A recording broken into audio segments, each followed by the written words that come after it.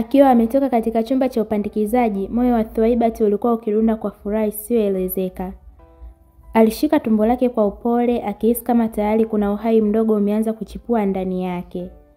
Hivi karibuni Juma wangu, alijisemea kimoyomoyo, huku tabasamu pana likimjaa usoni.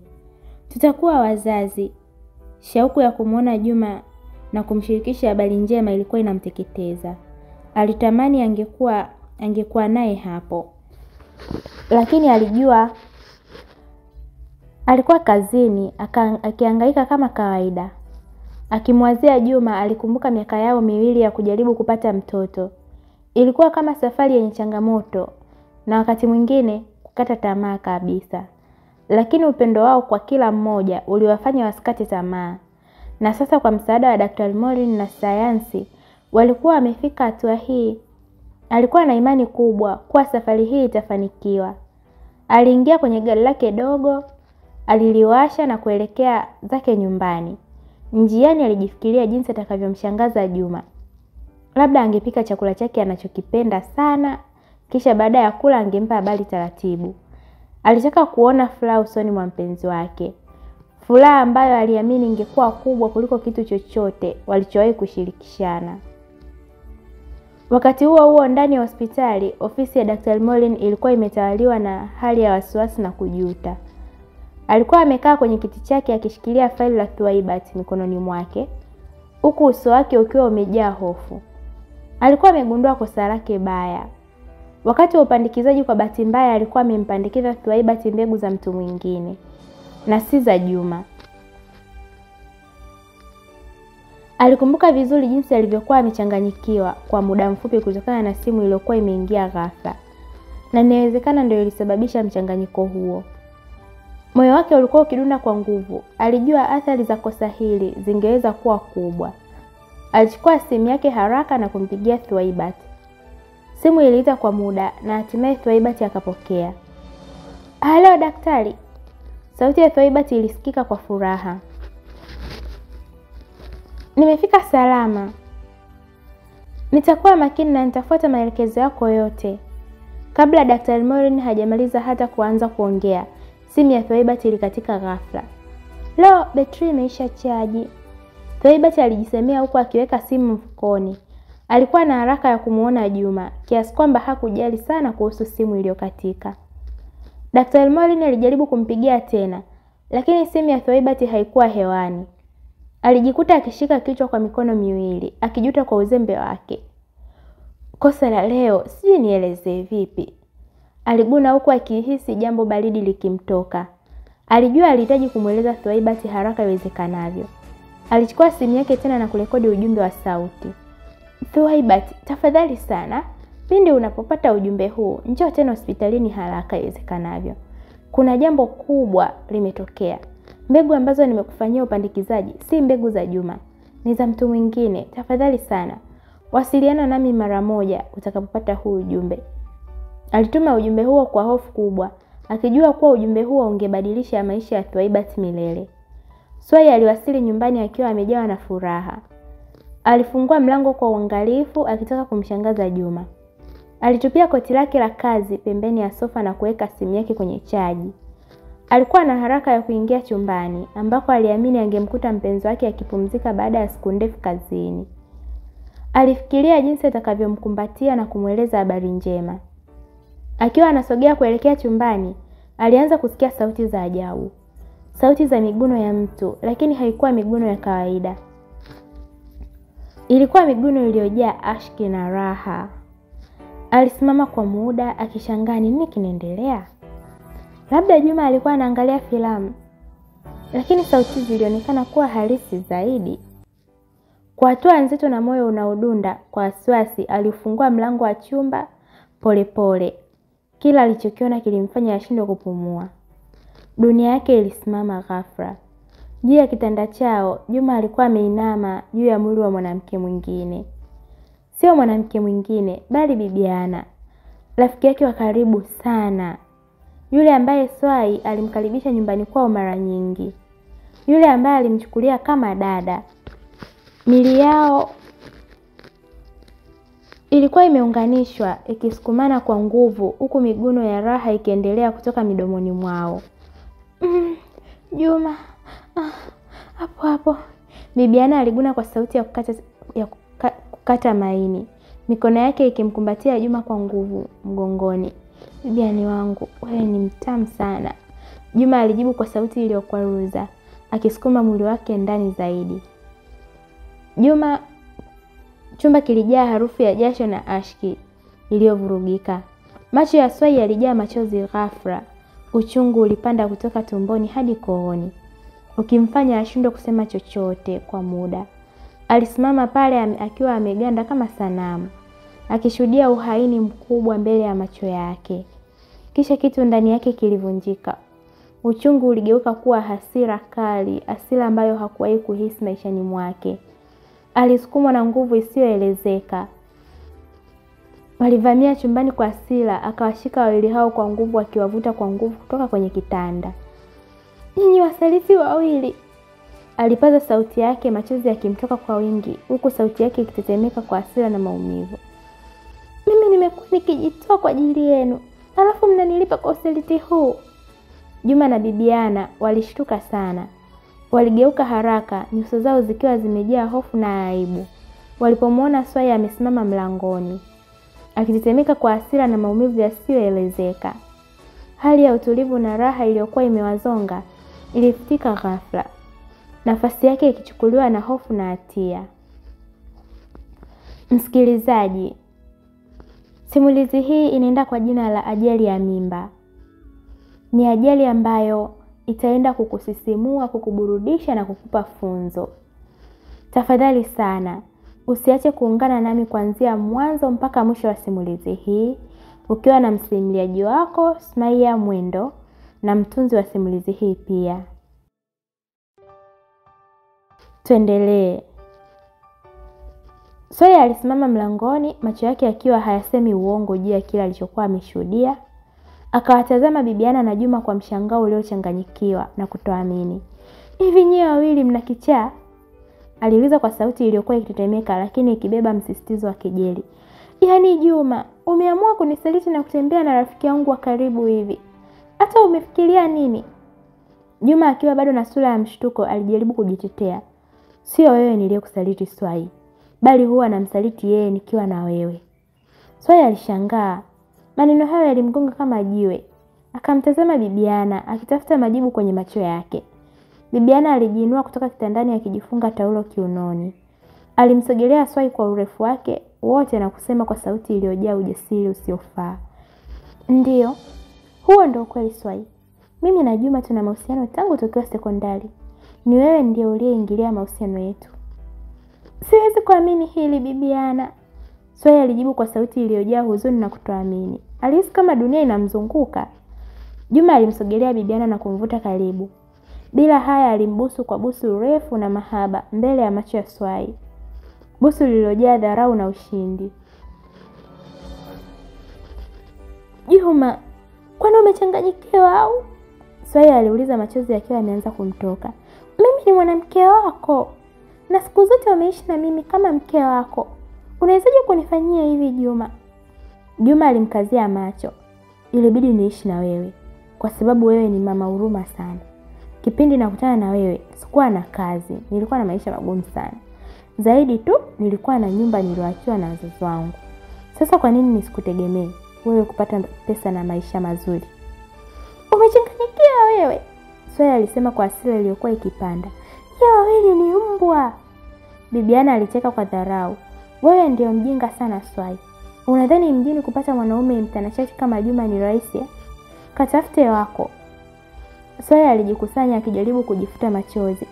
"Haya sasa, haraka sana ondokeni nyumbani kwangu, mkaanzishe maisha yenu yenye amani." Juma na Bibiana waliangaliana na kuanza kumcheka kwa dharau. "Umechanganyikiwa?" Juma alisema huku akimtazama Swai kwa kiburi. "Hapa ni nyumbani kwangu. Ni wewe unayepaswa kuondoka." "Hapana," Swai alipinga kwa nguvu. "Bila shaka mimi ndio ninayelipa kodi hapa." "Basi kama ulikuwa hujui, acha leo ujue." Juma alitangaza kwa sauti ya ushindi.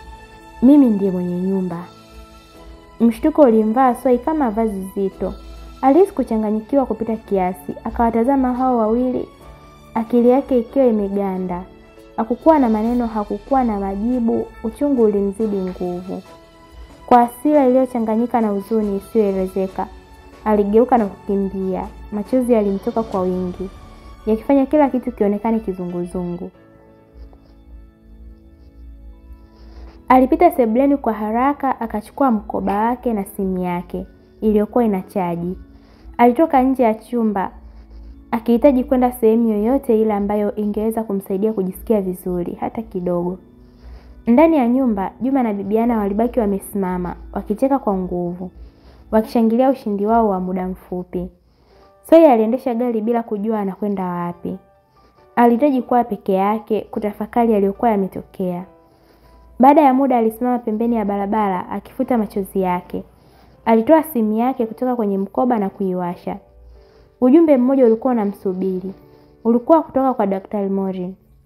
Alihema kwa nguvu. Aliugusa ujumbe na kuusikiliza.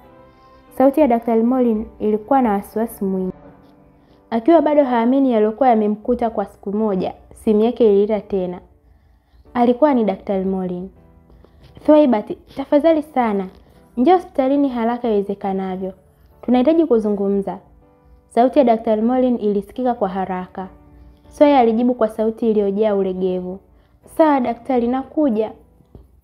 Aliwasha gari tena na kuelekea hospitalini. Mwili wake ukiwa umelegea na akili yake ikiwa imechanganyikiwa kabisa. Alikuwa amepokea habari mbili mbaya kwa muda mfupi sana. Usaliti na siri kuhusu ujauzito wake. Alikuwa anaenda wapi? Na nini kingemkuta? Hakujua, lakini alijua kuwa maisha yake hayangekuwa sawa tena. Akiwa amewasili hospitalini, Swai alishuka kwenye gari lake kwa mwendo mzito. Alihisi kama amebeba mzigo usioonekana mgongoni mwake. Alipitia korido ndefu za hospitali, kila hatua ikionekana kuwa ngumu.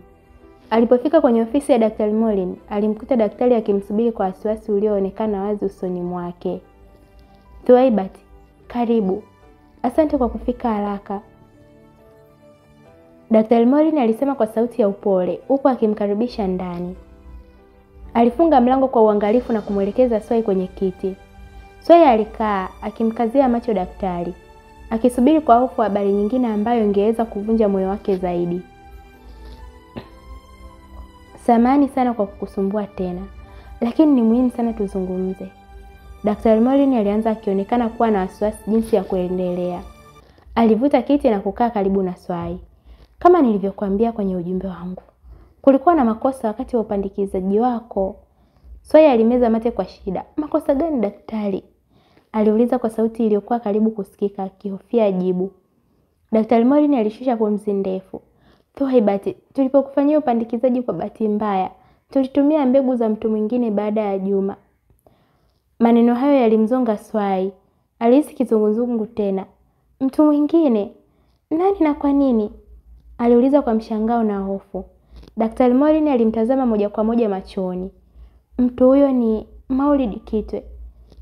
Pia alikuja kwa ajili ya mbegu zake kupandikizwa kwa mwanamke mwingine kusudi apate mtoto." Jina hilo lilimgonga Swai kama radi. Maulid Kitwe, bilionea maarufu, kila mtu alimjua kwa biashara zake kubwa. Lakini yeye asingeweza kuwa baba wa mtoto wake. "Maulid Kitwe?" Swai alirudia, sauti yake ikiwa imejaa kutoamini. "Lakini haiwezekani, simjui, sijawahi kukutana naye." "Ninaelewa mshtuko wako Thwaibati. Hili ni kosa kubwa sana kwa upande wetu. Na ninasikitika sana kwa usumbufu na mkanganyiko huu." Daktari Morin alisema kwa unyonge. "Tunachunguza jinsi gani hili lilitokea, lakini kwa sasa ukweli ni kwamba umepandikizwa mbegu za Bwana Kitwe." Swai alikaa kimya kwa muda, akijaribu kuchakata habari hiyo.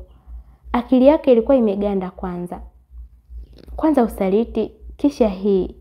Ilikuwa kama ndoto mbaya ambayo hakuweza kuamka kutoka kwake. "Lakini mbegu za Juma?" Swai aliuliza hatimaye, akitafuta tumaini lolote.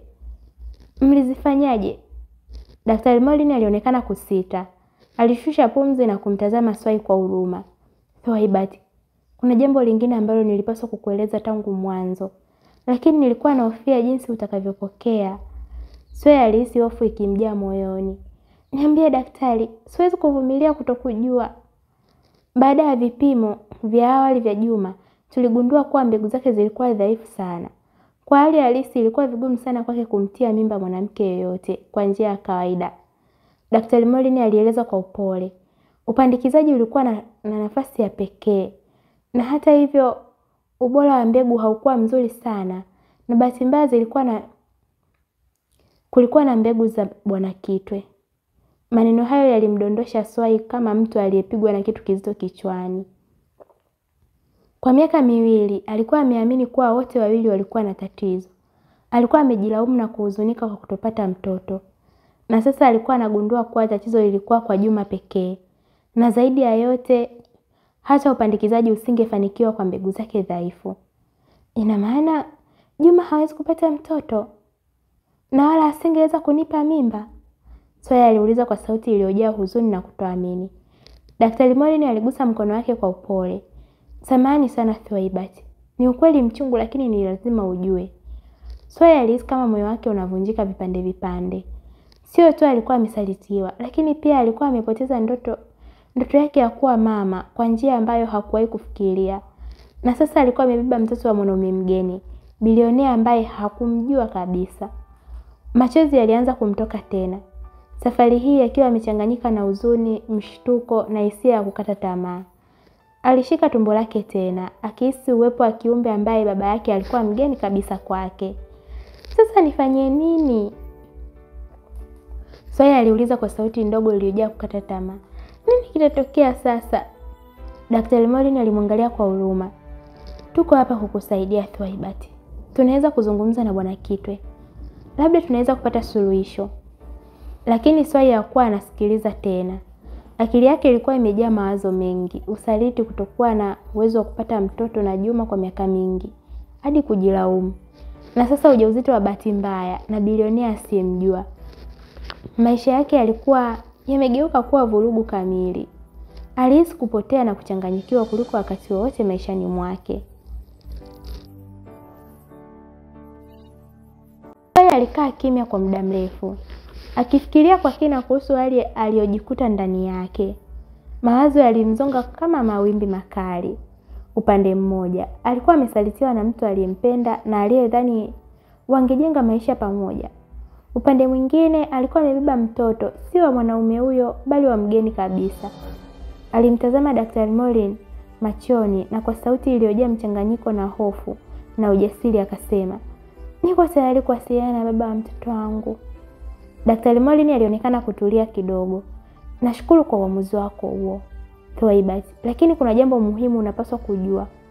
Bwana Kitwe alipoomba tumtafutie mwanamke wa kubeba mtoto wake, aliweka wazi kuwa alitaka mkataba pia. Mkataba unaeleza kuwa ikiwa utakubali kuzungumza naye na kuendelea na ujauzito, inamaanisha kuwa baada ya mtoto kuzaliwa utamwachia yeye na kuondoka." Swai alishtuka. "Umechanganyikiwa daktari? Nimehangaika miaka yote hiyo kutafuta mtoto, alafu kirahisi tu nimwachie mtoto wangu mtu mwingine?" Sauti yake ilikuwa imejaa kutoamini na uchungu. Daktari Morin alijaribu kumweleza kwa upole, "Swai, si mtu. Ni baba wa mtoto wako kibiolojia." Swai alijikuta hana la kusema.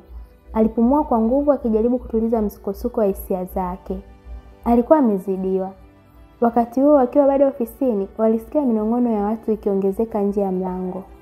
Sauti zilikuwa zikizungumzia kuwasili kwa mtu maarufu. "Yule ndio Maulid Kitwe. Anaonekana vizuri sana. Ni mtu mwenye mafanikio makubwa na roho nzuri." Swai alisikia sifa hizo zikimiminika. Alikuwa amemsikia Maulid Kitwe mara nyingi, akimuona kwenye magazeti ya biashara na mitandao ya kijamii. Alikuwa sura maarufu, lakini hakuwahi kumuona ana kwa ana. Ilionekana ajabu kwamba leo alikuwa amebeba mtoto wake. Akiwa bado kashikilia karatasi za mkataba mikononi mwake bila kuzisoma, mlango wa ofisi ulifunguliwa polepole. Aliyeingia alikuwa Maulid Kitwe. Maulid Kitwe alisimama mlangoni, akijaza nafasi kwa uwepo wake wa kifalme. Alikuwa mwanaume aliyeumbwa kwa umaridadi na nguvu. Urefu wake ulitawala na alisimama kwa mkao uliojaa kujiamini lakini si dharau. Suti yake ya rangi nyeusi iliyoshonwa kwa ustadi ilikaa vizuri kwenye mwili wake uliokomaa, ikisisitiza mabega mapana na kiuno chembamba. Shati jeupe ndani lilikuwa safi na lisilo na doa, na tai ya hariri iliyofungwa kwa umakini iliongeza mguso wa umaridadi wa hali ya juu. Uso wake ulikuwa na sura iliyochongwa vizuri, na taa iliyokaza ilionyesha uamuzi na akili. Pua yake ilikuwa iliyonyooka na midomo yake ilikuwa miembamba lakini yenye hisia. Macho yake meusi yaliyozama kidogo yalikuwa na mwanga mkali na wenye akili, yakionyesha uzoefu na kina cha mawazo. Nywele zake nyeusi zilikuwa zimepangwa kwa nadhifu, na upande wake wa pembeni ulikuwa umejaa mvi kidogo, ikiongeza mguso wa hekima na ukomavu kwenye sura yake. Alikuwa na aura ya utulivu na mamlaka, lakini pia kulikuwa na hisia ya upweke iliyojificha nyuma ya macho yake. Alikuwa mwanaume ambaye ameona mengi na amepitia mengi, na yote hayo yalikuwa yameacha alama yake kwenye sura yake. Nyuma yake alisimama msaidizi wake, J4. J4 alikuwa kijana mwenye umri wa makamo, amevaa suti rahisi lakini nadhifu. Alikuwa na sura ya uaminifu na kujitolea, na macho yake yalikuwa yakimwangalia Maulid kwa heshima na utiifu. Alibeba bahasha ndogo mikononi mwake, labda iliyokuwa na nyaraka muhimu. Maulid aliingia ndani, macho yake yakimtafuta Daktari Morin kwanza, kisha akamganda swai. Kulikuwa na ukimya mfupi uliojaa mshangao na kutoelewana.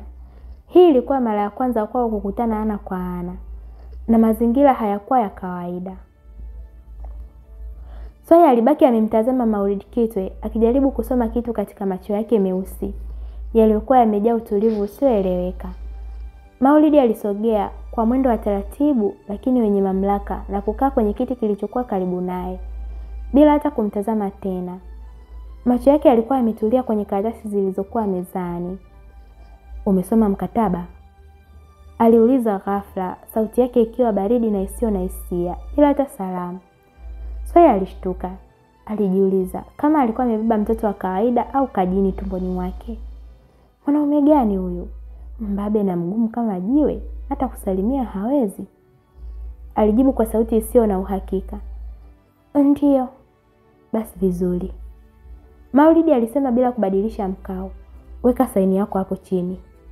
Alinyoosha kidole kuonyesha sehemu ya kusaini kwenye karatasi iliyokuwa mbele yake. Swai akiwa bado amezongwa na mshtuko na uchungu, alichukua kalamu na kusaini haraka haraka bila hata kutazama mkataba kwa undani. Alitaka kumaliza mchakato huo haraka na kuondoka. Alisimama akijiandaa kutoka nje ya ofisi. Akiwa amesimama mlangoni, J4 alimwangalia kwa heshima na kusema, "Madam, gari lako la kupeleka nyumbani lipo pale nje." "Hapana, naenda nyumbani mwenyewe." Swai alijibu kwa haraka, akitaka kuepuka uwepo wa watu hawa haraka iwezekanavyo. Ghafla Maulid alipiga meza kwa nguvu, sauti ikivunja ukimya wa ofisi. Swai alishtuka na kugeuka kumtazama. "Ulisoma mkataba?"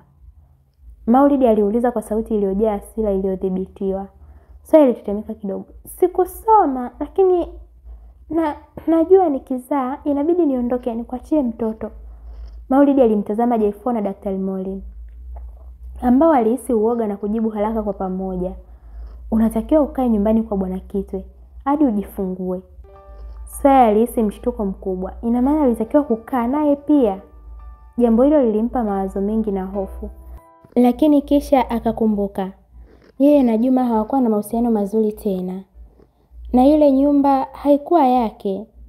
Alikuwa ametapeliwa na yule mshenzi Juma. Afadhali zaidi kwake kwenda kukaa kwa Maulid kuliko kwenda kupanga nyumba nyingine na kuishi kwa ugumu akilea mimba peke yake. Angalau hapa angekuwa na mahali pa kukaa. Alimtazama Maulid ambaye alikuwa akimsubiri atoe jibu. Akapumua kwa kina na kujibu kwa sauti iliyojaa mchanganyiko wa kukata tamaa na kukubali. "Sawa." Maulid alimtazama Swai kwa sekunde chache. Macho yake hayakuonyesha hisia yoyote. Kisha akasema kwa sauti kavu na isiyo na msisitizo, "Vizuri. Nakupa masaa 4 uwe umemaliza kukusanya vitu vyako. Kisha uje nyumbani kwangu." Baada ya hapo alisimama na kuondoka. akifuatwa na msaidizi wake J4 bila hata kumtazama Swai tena. Swai alibaki amekaa kwenye kiti akihisi uchovu mkubwa moyoni na akilini. Hisia zake zilikuwa zimegongana, huzuni, hasira, mshtuko na sasa kukubali kwa shingo upande, hali ambayo hakuwahi kuota ingemkuta. Daktari Morin alishusha pumzi ndefu, akimtazama Swai kwa huruma. Sasa unaona jinsi nilivyokuwa na wasiwasi? Alimuuliza kwa sauti ya chini. Swai alimjibu kwa uchovu. Wewe una hofu, vipi kuhusu mimi? Ninaenda kuishi na mwanaume ambaye hata kusalimia hawezi. Daktari Morin alitikisa kichwa. Wewe acha tu kukaa na Maulid Kitwe hata kwa sekunde 7. Ni sawasawa na siku nzima ya masaa 24. Ona sasa, Swai alisema kwa mshangao na kejeli. Yaani wewe unamuogopa, alafu mimi naenda kuishi naye kwa muda wa miezi 9 ya ujauzito na kujifungua. Kusema kweli unafaa kushtakiwa kwa kunifanyia hivi. Daktari Morin alinyamaza, akijua kuwa Swai alikuwa na kila sababu ya kuwa na hasira. Samahani Swai, alitamka kwa unyonge. Kisha alikumbuka jambo lingine na kumuuliza, vipi kuhusu Juma? Tumeachana.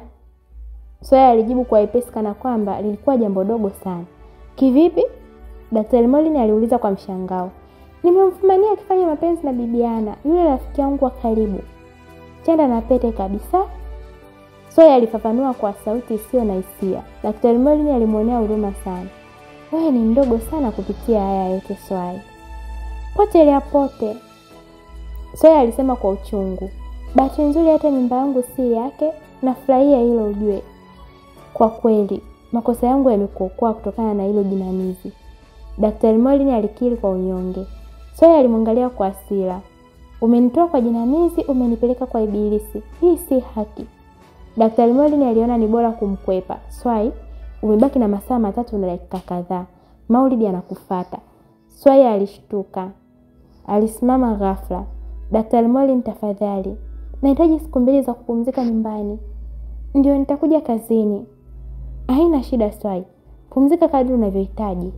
Daktari Morin alijibu kwa haraka, akitumaini kuwa muda huo ungempa Swai nafasi ya kutulia kidogo. Swai alifika kwenye nyumba aliyokuwa akiishi na Juma. Alipofungua mlango, aliwakuta Bibiana na Juma wamekaa sebleni, wakiwa wamejawa na hali ya utulivu isiyo ya kawaida. Baada ya tukio lao bado hawakuwa na aibu kabisa kumtazama. Walipomuona, walibadilishana sura za kejeli na kuanza kumfanyia dhihaka kwa maneno yenye sumu. Ulikimbia jana kama mwizi aliyeiba kuku. Unafikiri umekuja kufanya nini hapa tena? Kuomba msamaha ili uendelee kuishi na sisi? Juma alijiunga na dhihaka hiyo, akimtazama Swai kwa macho yaliyojaa kiburi na dharau. Ulikimbia kama paka aliyeona moto. Hivi unadhani tutakubembeleza na kukuomba urudi? Hapa ni nyumbani kwetu sasa. Bibie, hatuhitaji mfanyakazi. Tena tutayamudu maisha yetu sisi wenyewe. Swai hakuwajibu. Alipita sebuleni bila kuwatazama. Alielekea moja kwa moja chumbani. Kila seli ya mwili wake ilitamani kuondoka haraka iwezekanavyo kutoka kwenye mazingira hayo yenye sumu. Alianza kukusanya vitu vyake muhimu kwa haraka, mikono yake ikatetemeka kwa hasira na huzuni. Alipomaliza kujaza mabegi yake, alijiandaa kuondoka na kuacha kabisa maisha yake ya zamani nyuma. Juma na Bibiana walimsimamia mlangoni, wakimzuia kwa sura za ushindi. Unaenda wapi na hayo magunia yako? Juma alidharau, akijaribu kulinyakua begi moja kutoka mikononi mwake. Hayana thamani kama wewe usivyo na thamani. Bibiana alifanikiwa kulinyakua begi lingine. Walianza kuyasambua kwa nguvu, wakitoa nguo za Swai na kuzitupa chini kwa dharau, kama vile zilikuwa takataka isiyofaa. Haya ndiyo mambo yanayokustahili, Bibiana alisisitiza kwa hasira iliyokuwa ikimtoka puani. Nalipia kila tone la maumivu ulionifanya niumie kwa kuwa karibu na Juma wangu. Ulikuwa kama kimeo kinachonyonya furaha yetu. Swai aliwatazama kwa mchanganyiko wa hasira na uchovu. Sina shida nanyi na hivi vitu, kama ni matambara tu. Kwa nini mnanisumbua bado? Si mlitaka niondoke? Alijaribu kupita katikati yao, lakini Bibiana alimzuia tena kwa nguvu. Kwa ghafla Swai alimvuta Bibiana kwa nguvu na kumsukuma kando ili aweze kupita. Bibiana alianguka chini kwa mshtuko. Kabla Swai hajatoka, Juma alimrukia na kumpiga Swai kibao usoni. Nguvu ya pigo ilimfanya ayumbe. Usithubutu kumuumiza Bibiana. Amebeba mtoto wangu. Tasa wewe. Juma alifoka kwa hasira iliyokuwa ikimziba akilini. Swai alishangaa, akishika shavu lake lililokuwa likiungua. Alimtazama Bibiana ambaye alishika tumbo lake kwa kuigiza na kusema kwa sauti ya kujifanya na ya kudharau. Hani, mguu wa mtoto umechezwa kwa mshtuko. Shangazi yako ana wivu sana. Maneno ya Daktari Morin kuhusu Juma kutokuwa na uwezo wa kutungisha mimba yalijirudia akilini mwa Swai kama radi. Alikumbuka wazi maneno yake.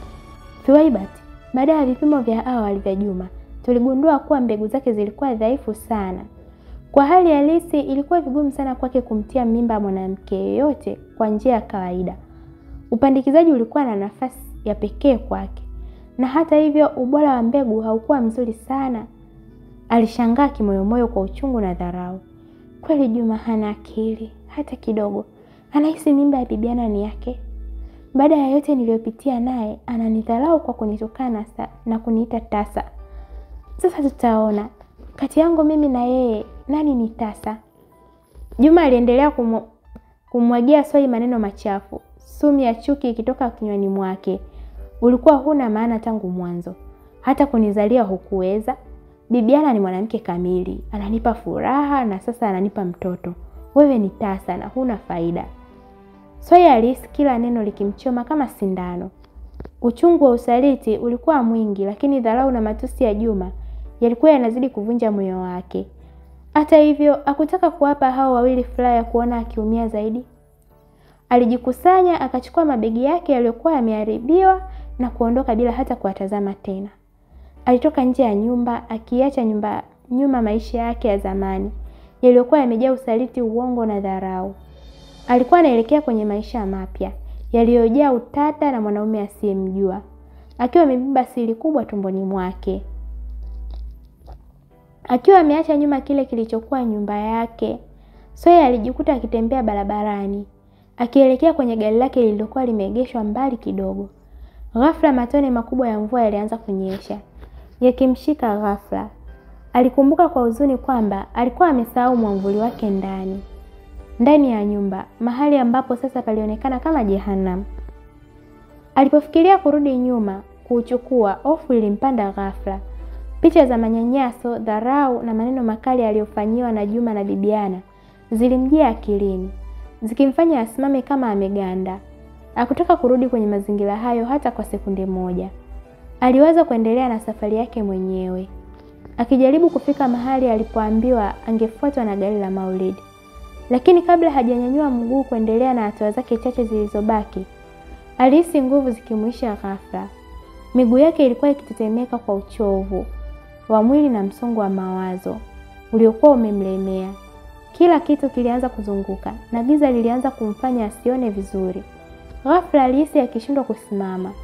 Alianza kuanguka na kwa bahati ambayo hakuweza kuelewa, alijikuta akiegemea kwenye kifua cha mtu. Alihisi mikono imemshika kwa uthabiti na juu yake aliona mwamvuli mkubwa ukimkinga na mvua iliyokuwa ikiendelea kumnyeshea. Swai aliinua macho yake kwa shida, akijaribu kumtazama huyo mtu aliyekuwa kasimama mbele yake. Uso ulikuwa umefifia kwa matone ya mvua, lakini kulikuwa na sura ya mwanaume kasi isiyokuwa na tabasamu. Moyo wake ulidunda kwa kasi. Inawezekanaje? Huyu alikuwa Maulid, bilionea ambaye alikuwa amebeba mtoto wake tumboni. Kabla hajawaza zaidi, nguvu zilimuisha kabisa mwilini mwake. Mwili wake ulilegea na alizimia kwenye kifua cha Maulid, akipoteza fahamu katika mikono ya mwanaume ambaye maisha yake yalikuwa yamefungamana naye kwa njia isiyotarajiwa. Maulid alimtazama Swai aliyekuwa amelalia kifua chake. Alikuwa ameshikwa na mshangao kidogo. Alimnyanyua kwa uangalifu, akihisi uzito wake mdogo mikononi mwake. Walinzi wake wengi walikuwa wamewazunguka haraka, wengine wakimshikia mwamvuli mkubwa ili kumkinga na mvua iliyokuwa ikinyesha kwa kasi, na wengine wakamfungulia mlango wa gari lake la kifahari. Maulid alimweka Swai kwa upole kwenye kiti cha nyuma cha gari lake laini la ngozi. Kisha bila kusita, alivua koti lake la gharama kubwa na kumfunika Swai, akimlinda na baridi ya mvua na hali ya hewa. J4, msaidizi wake mtiifu, alimtazama Maulid kwa mshangao usiofichika. Bosi wake ambaye mara zote alikuwa mtu mwenye moyo baridi, asiye na hisia na asiyejali watu wengine, alikuwa akimjali mwanamke huyu asiyemjua. Hakuwahi kumuona Maulid akifanya kitendo kama hicho hapo awali. Akiwa bado anamshangaa Maulid, alimgeukia J4 na kusema kwa sauti ya chini lakini yenye mamlaka, "Hakikisha unafuatilia taarifa zake zote. Nataka kujua kila kitu kuhusu huyu mwanamke. Ndani ya siku kadhaa tu. Anaitwa nani, anafanya nini, historia yake, kila kitu." J4 alishtuka kidogo kusikia amri hiyo isiyo ya kawaida, lakini alijibu haraka kwa utiifu, "Sawa Bwana Kitwe, nitashughulikia hilo mara moja." Safari ilianza. Gari ziliondoka kwa kasi kuelekea kusikojulikana. Swai alikuja kuamka asubuhi na mapema, akijikuta amelala kwenye kitanda laini ndani ya chumba cha hoteli kilichoonekana cha kifahari sana. Alishangaa sana kuona mazingira yaliyomzunguka. Samani za gharama kubwa, mapazia mazito yaliyofunga madirisha na harufu nzuri iliyokuwa ikisambaa hewani. Alijiuliza kwa mshangao, alifikaje hapa? Kisha vipande vya kumbukumbu ya jana vilianza kurudi akilini mwake. Mvua, hisia za kukata tamaa, uso wa Maulid, na kisha giza. Aligusa tumbo lake kwa hofu, akijiuliza nini kingetokea sasa. Swai alifungua macho taratibu akitazama dari ya hoteli iliyokuwa imepambwa kwa taa ndogo zinazong'aa. Alijinyoosha kitandani akihisi ulaini wa mashuka ya hariri yaliyokuwa yanamgusa ngozi yake. Alitazama chumba kwa mara nyingine, akivutiwa na ukubwa wake, mapambo ya kifahari na mandhari ya kupendeza ilionekana kupitia dirisha kubwa. Kwa muda mfupi alisahau yote yaliyokuwa yamemkuta jana.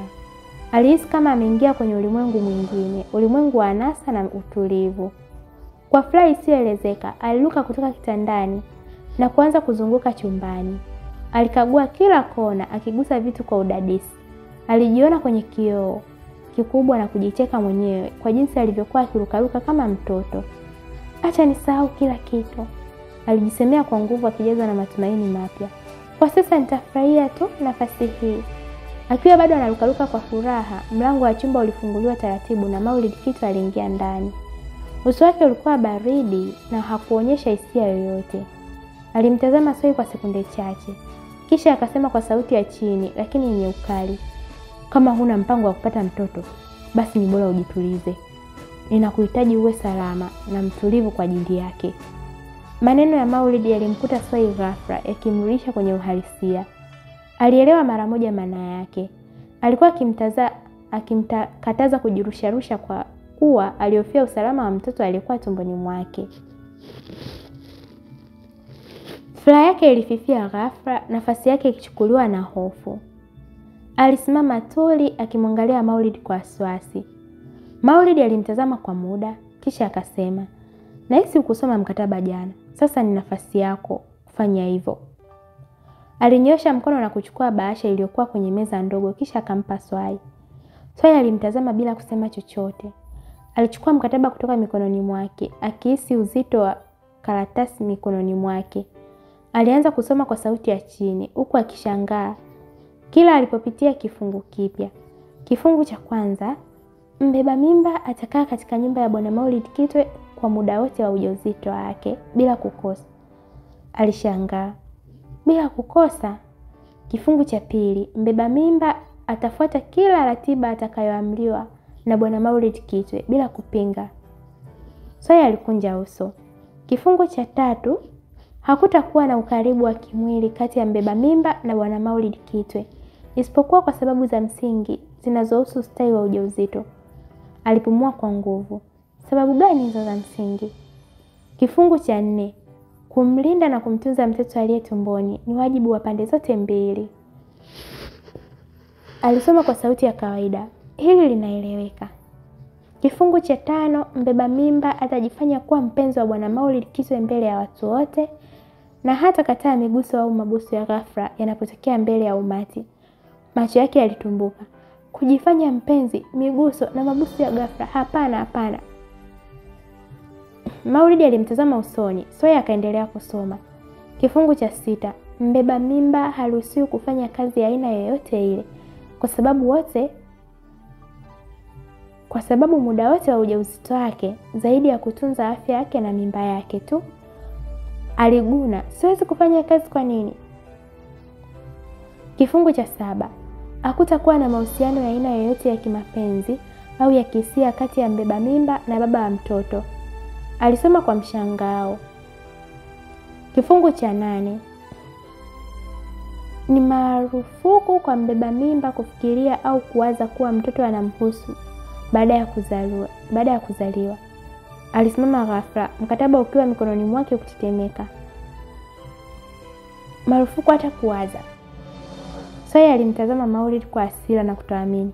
Haya ni masharti gani haya? Siwezi kukubaliana na mengi ya haya. Alinyosha kidole kwenye mkataba akitaka kuonyesha kifungu alivyokuwa akipinga. Kwanza, kifungu hiki cha 6. Mbeba mimba haruhusiwi kufanya kazi ya aina yoyote ile. Mimi ni nesi. Hiyo ndo kazi yangu. Ndio maisha yangu. Siwezi kukaa tu bila kufanya chochote kwa miezi 9. Sawyer alilalamika kwa sauti iliyojaa wasiwasi. Maulid alimjibu kwa utulivu. Nimefanya uamuzi huo kwa ajili ya usalama wako na usalama wa mtoto. Kazi yako inaweza kuwa na msongo na inaweza kuathiri ujauzito wako. Nimekuandalia kila kitu unachohitaji hapa. Hutahitaji kufanya kazi. Sawyer alikasirika zaidi. Siwezi kukaa tu. Siwezi kuwa tegemezi. Ninahitaji kujisikia kuwa nina mchango wangu pia. Mchango wako mkuu kwa sasa ni kuhakikisha mtoto anazaliwa akiwa na afya njema. Hilo ni muhimu zaidi kuliko kazi yoyote.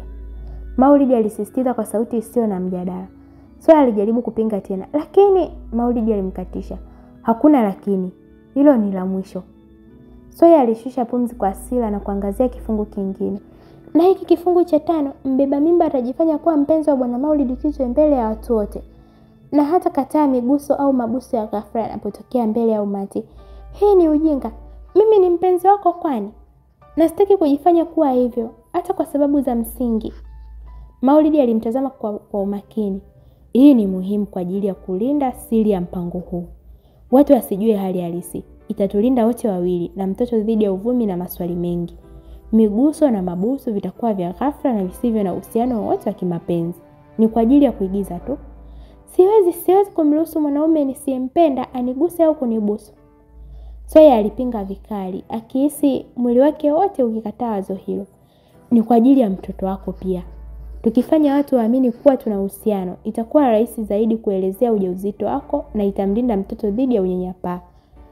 Maulid alieleza kwa hoja. Ni lazima uweke maslahi ya mtoto mbele. Sawyer alikaa kimya, akipambana na maneno yake. Alijua alikuwa na pointi, lakini wazo la kumruhusu mgeni amguse lilimkera sana. Lakini alijaribu tena. Hakuna lakini hapa. Hii ni sehemu ya mkataba uliosaini. Maulid alikumbusha kwa sauti thabiti. Sawyer alishusha pumzi tena, akihisi kama amezidiwa. Alitazama kifungu cha 4. Kumlinda na kumtunza mtoto aliye tumboni ni wajibu wa pande zote mbili. Hili ninalikubali. Alisema kwa sauti ya chini. Ni wajibu wangu kama mama. Kisha akaangazia tena kifungu cha 7 na 8. Hakutakuwa na uhusiano ya aina yoyote ya kimapenzi au ya kihisia kati ya mbeba mimba na baba wa mtoto. Na ni marufuku kwa mbeba mimba kufikiria au kuwaza kuwa mtoto anamhusu baada ya kuzaliwa. Hivi ni vikali sana. Ni mtoto wangu pia, hata kama si wangu kwa njia ya kawaida. Maulid alieleza kwa sauti isiyo na hisia. Mpango ulikuwa wazi tangu mwanzo. Nilitaka mtoto na ulikubali kubeba mimba yake. Baada ya kuzaliwa mtoto atakuwa wangu. Hayo ndio makubaliano. Sawyer alimtazama kwa huzuni. Alianza kuhisi uzito wa uamuzi wake wa kusaini mkataba bila kuusoma. Sasa alikuwa amejifunga kwenye sharti gumu sana, ambayo yalionekana kumnyima hata haki ya kuwa mama kwa mtoto aliyekuwa tumboni mwake. Alijikuta hana nguvu ya kupinga zaidi. Maneno ya Maulid yalikuwa yamejaa hoja na yalikuwa yamesimama kwenye misingi ya makubaliano aliyokuwa nayo. Alishindwa kupinga. Ghafla Maulid alinyosha mkono wake juu, ishara isiyo na maneno. Mara moja mlango wa chumba ulifunguliwa kwa upole, na mhudumu aliingia akisukuma troli iliyojaa aina mbalimbali za vyakula vilivyopangwa kwa ustadi.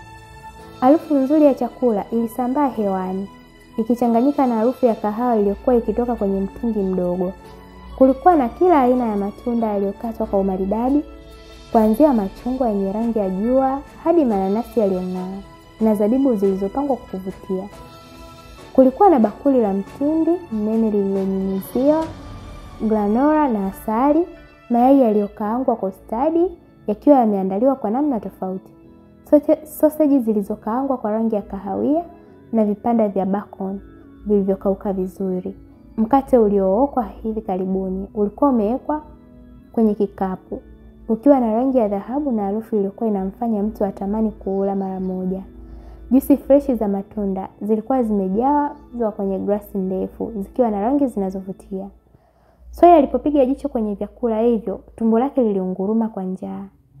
Alitaka kukimbilia kwenye sahani ya pancakes zilizokuwa zimepakwa siagi na syrup tamu, chakula ambacho alikuwa akitamani sana. Lakini kabla hajanyosha mkono, Maulid alimzuia kwa sauti yake baridi.